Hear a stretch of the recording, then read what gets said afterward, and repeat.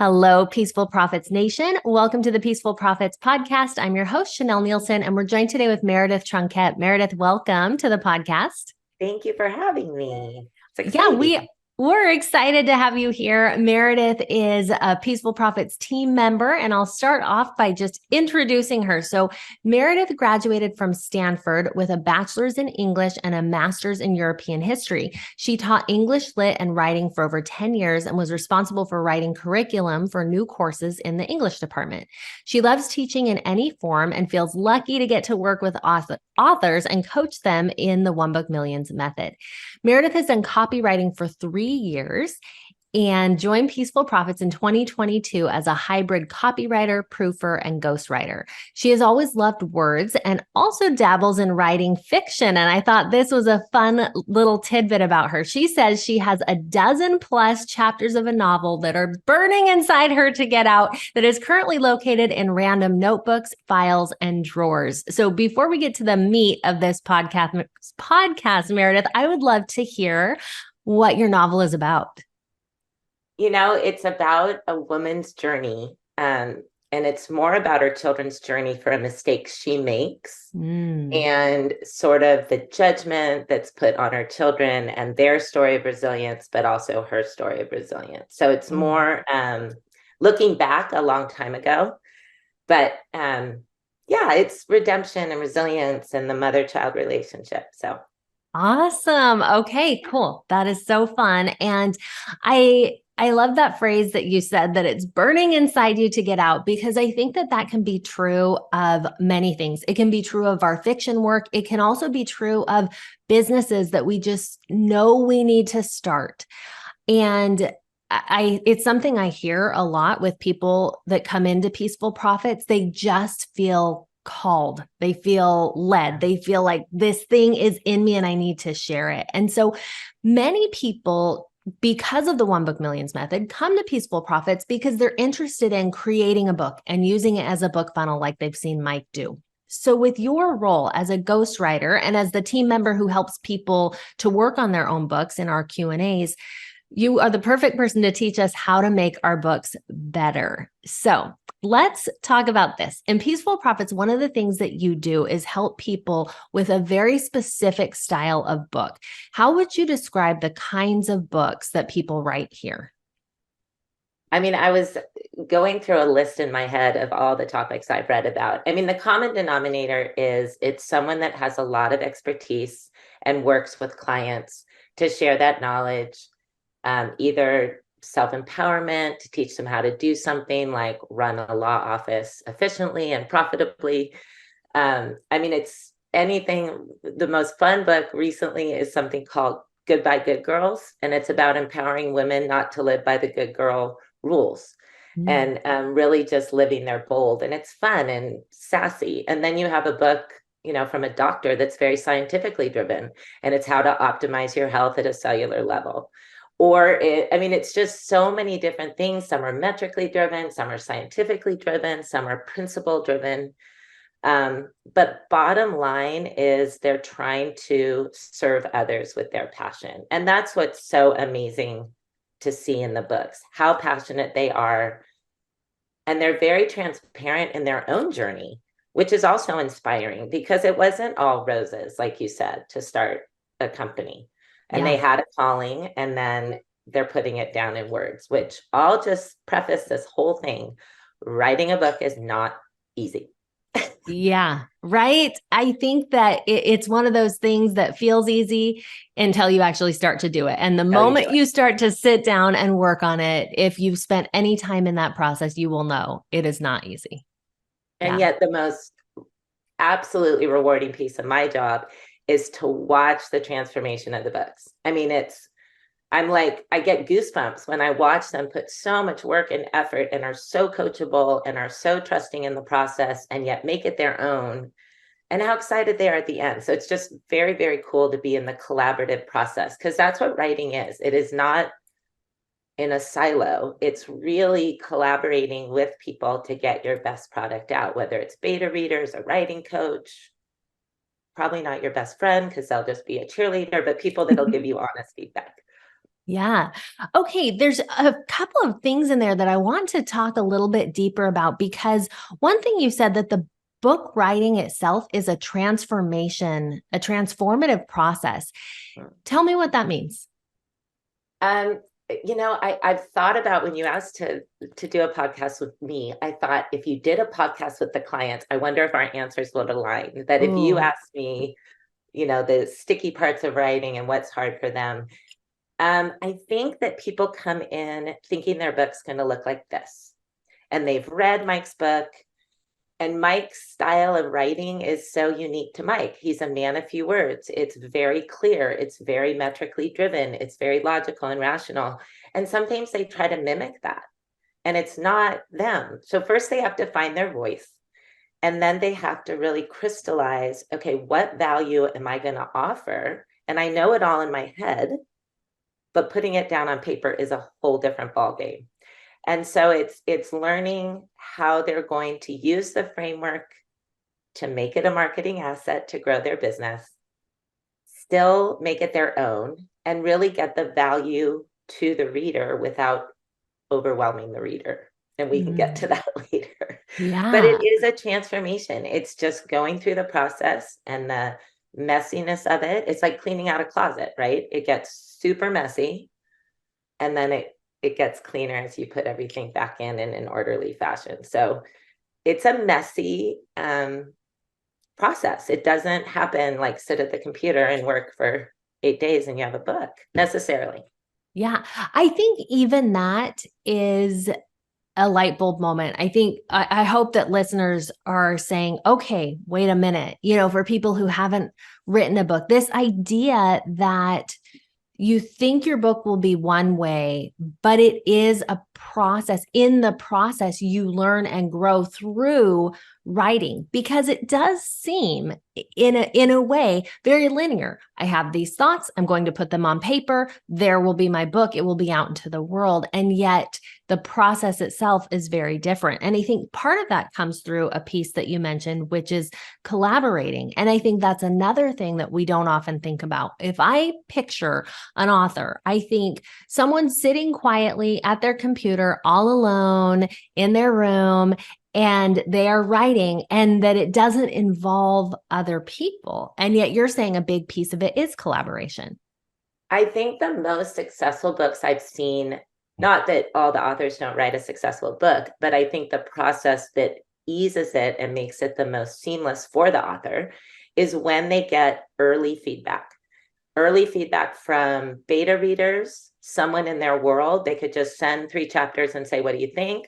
Someone who's a writing coach, like they're working in the done with you process, or even someone who is new to your world and interested, because it gives you the immediate feedback. Like, I was so overwhelmed by chapter 1, I was lost. Or because where I find people really stumble is they write their whole book and then they turn it in, and they have this behemoth revision process Yeah. versus saying, okay, I learned these 3 things in chapters 1, 2, and 3. That was too overwhelming. That was wordy. This was confusing. This was amazing. And then they can thread that all the way through. So I guess it's the early feedback is just critical. And the other little trick is writers will get in the weeds of writing, right? You're so in that world and you're so deep in it that to put down your book for a day or two, or go on a hike with your dog, or whatever, you come back with a very different eye. And I was laughing because often on Friday, I had a day where I stared at my computer screen and I wrote, I'm ghostwriting a book for a client. And I kept deleting entire paragraphs. And then I'd start again, and then I'd delete it. And then I took a walk with my dog, and I came back, and then it all came out. It was almost like my subconscious went through this. And I have turned it into the client. I turned in like the first 3 chapters, and he came back and said, I really want it from a more authoritative stance, because he's so conversational when you interact with him. And I was like, okay, so now I don't have to revise 12 chapters. I know Right. that's the voice he wants and can thread that. So it's that kind of idea. Yeah, which is so powerful, so powerful. And actually reminds me of something because when I was with the Peaceful Profit sales team, one thing that happened a lot is people would get on the call and they'd come to the call and say, I wrote a book. I read One Book Millions Method and I wrote a book. So now all I need help with is putting together my funnel. And it was really interesting because they were inspired and they wrote their own book. But as they got it out into the world, it wasn't doing what they wanted it to do, and it wasn't helping them to grow their business.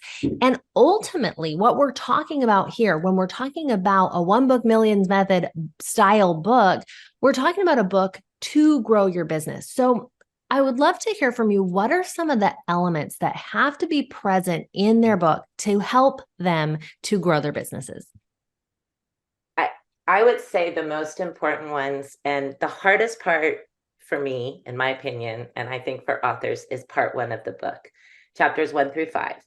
And I think a stumbling block for authors is they want to jump in and teach. They have all this knowledge and they jump in part 1. And I think the elements that are so critical in those early chapters is to remember you are taking the reader on a journey, and ultimately you want them to do something. Book a call, join your Facebook group, a course, whatever it is to join your world. And you have to remember that starts with trust. And so the elements early on that are so critical is 1, telling your story. And so the reader knows, like, this person knows where I am and knows where I want to be. And how do I get to where they are? And how did they develop this process or their framework or system? How do I know it works? Then the case studies. So the case studies, you kill them with the case studies because now you're showing I've helped other people with the system I developed because it helped me. And there's a difference between a case study and a testimonial, right? They don't want to hear that Chanel is the greatest podcaster. She is, but what they want to see is this podcast helped this person do XYZ. And then they know you're an amazing podcaster. Same with, any coach. So those are important. So I think it's the case studies. I think it's your story and being vulnerable with them. And then the self-assessments. So one of the early chapters is you kind of climb in the reader's brain and say, what are they saying to themselves reading this book of why this won't work? Right? They have preconceived limiting beliefs or notions like, I've tried weight loss. What is this guy trying to sell me? And so you knock those objections down by calling them on the table. And then you show why your system would help them instead. And you have them pause in that self-assessment and say, okay, where am I in this challenge? And it's that pause with the reader where they engage and they think about their problems. So now they're gaining trust, right? Slowly. And then I would say, another element is how you write your system. When you come to part 2, so if you gain their trust, they know you help people. Now they're like, okay, I'm ready to learn. It is doing it in a way that feels systematic and doable to them. And so I think that's one of the hardest things authors do is how do I take this body of knowledge that I tell people all day long, right? But make it feel doable on paper. And it's so important that the reader walk away that I could do this by myself. And hopefully they figure out it's going to be really hard and I need someone else's help. But if it's just sort of like a textbook, you're going to lose that reader. So I think that's a very important component is the doable and actionable feeling. And even of Mike's book. Yeah. And the other thing I love about Mike's framework is after they've gotten all this incredible value that you've given them, now they're standing there going, okay, but what do I do first? And there's so many books we read that we think that was so interesting. And I think that would be awesome, but you don't know where to start or you get stuck. I'm not going to take the first step. So then Mike says, deliver the results in advance. So catch that reader in that place where I don't know where to start. We'll give them a place to start. So we call it quick wins.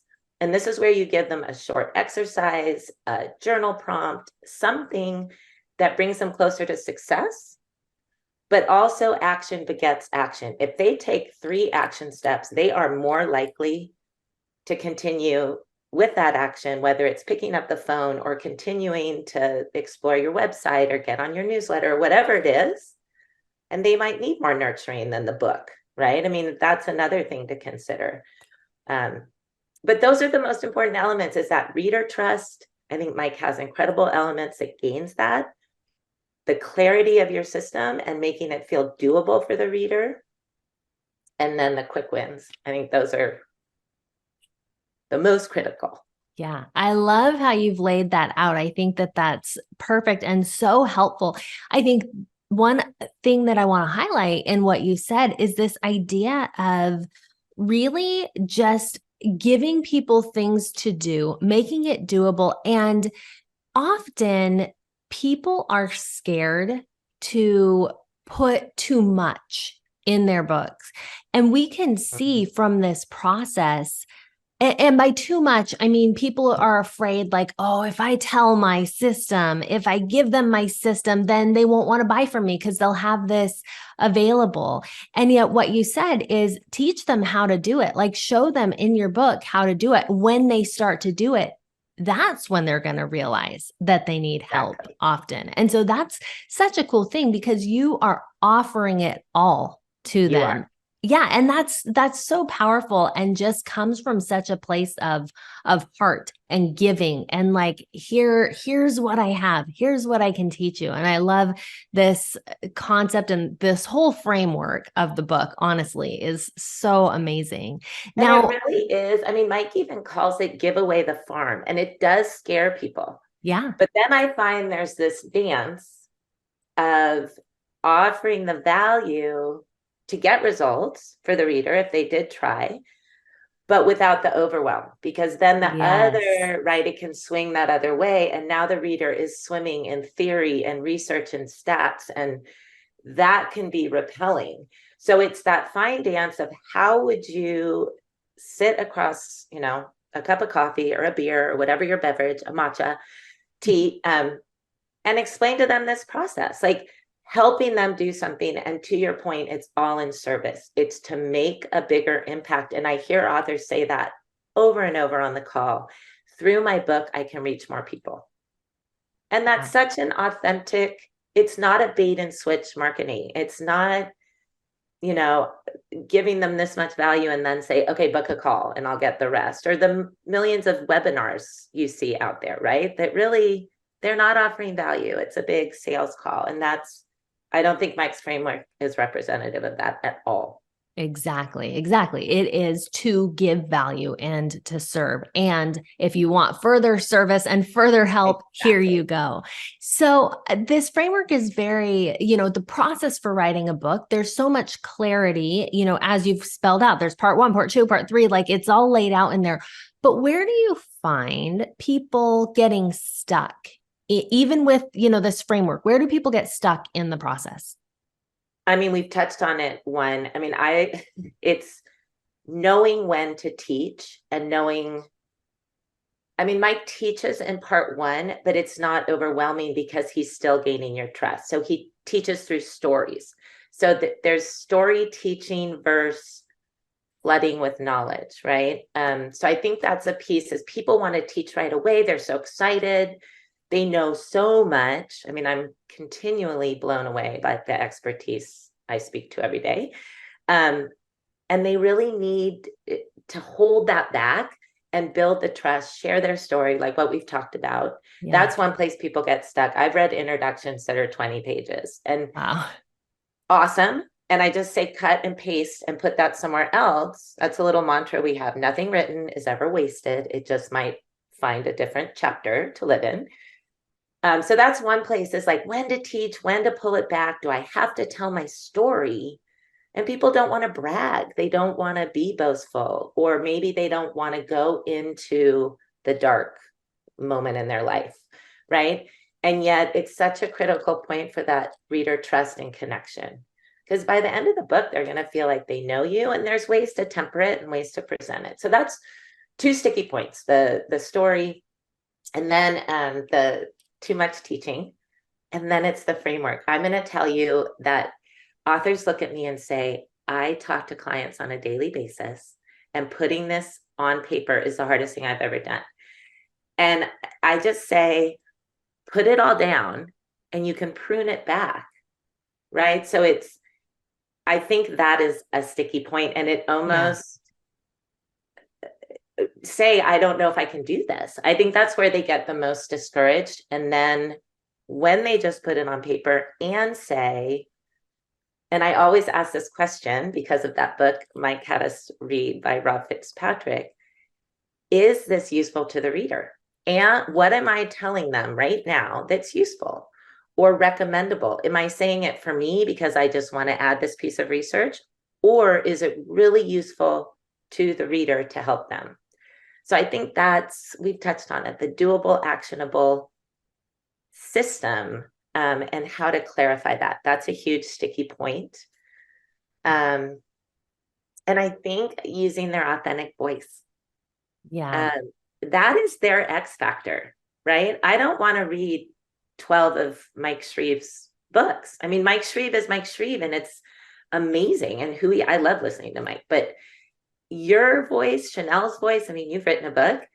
That's what the reader's going to engage with. And at the end, it's your audience. I don't know your audience. So It needs to be that authentic voice. I'm just an outside reader, right? So I think that's letting that out a little bit. Some people try to mimic it almost to the word. And I'm like, no, that doesn't even sound like you. It doesn't, I'm talking to you on the screen. So they get stuck in that. And details. You have to have that reader engagement. And so not broad strokes, right? I just read a book about optimizing your health. Okay. And it's at a cellular level, but to relate to me, to make me engage, I have to know that in my life, those tiny details of, I have brain fog at 4 p.m. I have no idea why. I eat so clean. I exercise every day. Why is it that I need that third cup of coffee at 4 p.m. and then I can't sleep? Or why am I not sleeping well because my brain's ruminating? Or I just read, there's a book called Nourish Mama that's going out from one of the OBMM authors. And she finally it's to lose the last 7 pounds of a new mom. And she used it like, stop eating the goldfish and half of your PBJ sandwich on your child's plate because you didn't plan your healthy meal and took the time for yourself. Yes. And those kind of details, I think also it's the resonance and reader engagement. People get stuck in the broader strokes and not kind of pulling back. Like, who do you talk to every day? And what are the specific problems they bring you? Yeah, even in those examples, there's so much power. As you talked about a book about health at the cellular level, in my own mind, like, oh yeah, that's interesting. But when you talk about brain fog at 4 p.m., I say, oh, sometimes at 4 p.m., I'm tired. I'm going for the chocolate. It becomes real. It becomes personal. And so those details, the goldfish crackers, those specific things, your readers are going to perk up. They're going to know this is for me. This is my book. She's talking about me. And that's the whole thing. I imagine that's one of those pieces that really makes a standout book. And it's that reader engagement because you're educating them, somewhat entertaining them, but ultimately this is a different reader. This is not the reader taking this book to the beach and getting lost in fiction, right? This is, I have a problem and they better deliver value to me because I bought the book. And so they're reading it as a solution seeker. And they want, like you said, to see themselves in the book. You understand them. You've solved this problem. And the case studies do the same thing. Choosing the case studies in a variety of who your audience is, one of those case studies, the reader will most likely say, oh, that's me. Yeah. And they got helped. So that's perfect. Okay. So many good pieces in there that I feel like can really help people to understand the little aspects that make the difference between a book that you might get halfway through and a book that you're devouring or reading several times over and want more of.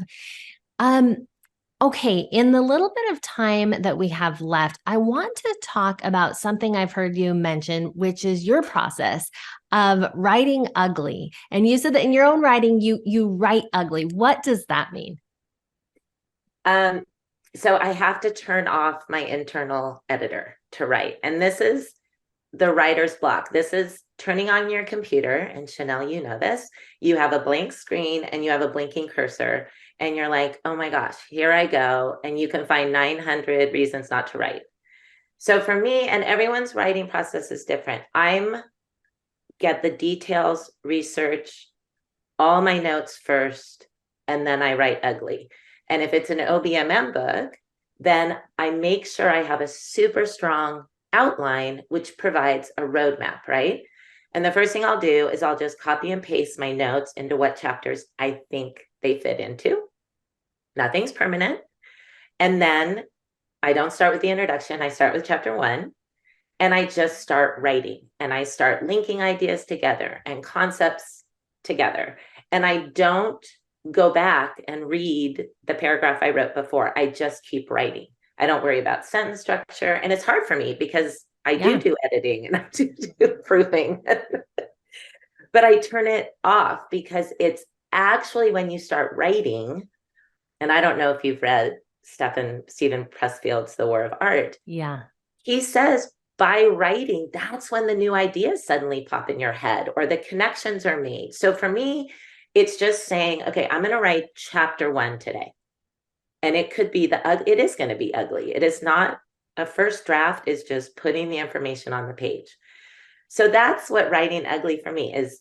Turn off the inner critic, turn off the internal editor, take the notes, take what I think it should sound like and write. So that's really writing ugly. It's not being a perfectionist or thinking the first thing that comes out of me is going to be what it is at the end. And like we've said, it's a process. You know, the client read my first 3 chapters and had feedback, and it was phenomenal. And writing's personal. It's hard sometimes to get that feedback. And I'm so careful with the coaching clients because it is their heart and soul. When you write, you are putting it all on the page. So, but it's okay for it to be ugly. It is going to be ugly. Yeah. I think that turning off the inner critic is so key. And I think it's hard to do, but if you can, in some ways, maybe turn it down, if not completely off throughout the whole writing process to where, Tina says something in her British way that it's not precious to you, that it's not, this isn't your baby. This is your book and you're growing it rather than this is, this thing that you just love so much and you have to keep it the way it is. And instead that you allow it to grow without being critical. And so how do you go then from you've written this thing, it's not just right, you just got the words out of the page. Talk to us a little bit about the editing process of going from just getting it out on the page to making it into something better. Okay. I also want to say to people that at least for me, once you get in your stride and you're just writing, it actually isn't going to be maybe as ugly as you think it's going to be. Ooh. Maybe it feels ugly. So often I will say, okay, I wrote that chapter yesterday, right? I wrote chapter 4.1 yesterday for this client. I'm not going to read that chapter again for probably a day or 2, because then you come at it with clearer eyes. Yeah. And you then refine it again. But it's a whole process. And like we've talked about, the beta readers, the coach, the whoever you're going to get that feedback from, it's just a long process. So I go back, I read the chapter again, I maybe make some revisions. I'll turn it into the client after I've read it a 3rd time and I'm actually okay with it. Like he can read this. So I think it's making it less ugly and moving it towards refined and polished, but it's a process. Yeah. It's, it becomes less ugly. I love it. And that's freeing, honestly, that's the goal. It's not becoming perfect and, so stunningly beautiful. It's becoming gradually less ugly. And Exactly. that's great because how much freedom is there in that to know that that's okay? And eventually it will get to this place where you feel comfortable sharing it with the world. Okay, Meredith, you have shared so many good things with us today. To finish up, what do you really hope that listeners walk away from this interview with? I think to call it on the table that you are so brave and bold to write a book. And it is not easy. It's not supposed to be easy. But there's light at the end of the tunnel, and you will feel one day like you are deleting every paragraph you write. And then the next day you'll come and kill it and you will write, a chapter. So give yourself that permission that this is a process, especially writing the framework you're using if you're choosing the OBMM framework, because it's a different book. It's a marketing asset, and to trust that process. But it's not easy. I also think just getting early feedback is so important, and don't be scared to do that. Do not pick your best friend or your mother, because they will be your greatest cheerleader. Pick smart people, but also use your gut. Take their criticism and feedback for what it is. My favorite feedback when I give someone my writing is they ask questions.